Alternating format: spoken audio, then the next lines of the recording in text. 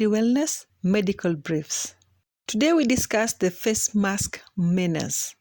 COVID-19 came in unexpectedly, pushing humanity to wear face masks. This sudden uptake has led to sudden disposal problem. Look at these medical masks near my residence. Look. And this is duplicated all over Africa. What are the dangers of this menace? Number 1. The plastic and metallic in the masks make them non-biodegradable. 2. While in use, the inner parts collect sputum, saliva, and mucus, making the masks already infective for 3 to 4 days even if there is no COVID. 3. Children, pets, and birds pick and play with the same masks, bringing the infection back to the homesteads. 4.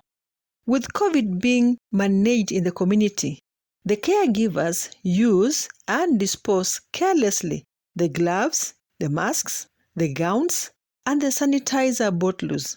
So what are the outcomes? This will make the environment choke.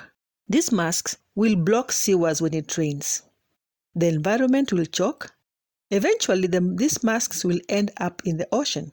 According to Gilbert Atuga, a researcher at the Kenya Marine, says by 2050, plastics will exceed fish in the ocean if this is unchecked.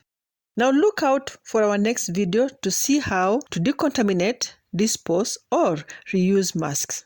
My advice would be to use cloth masks because they are more environment friendly. Keep environment clean and safe. Thank you. Please like, share, and subscribe for more videos. Follow us on other social media handles. Medy Wellness cares for you and your family.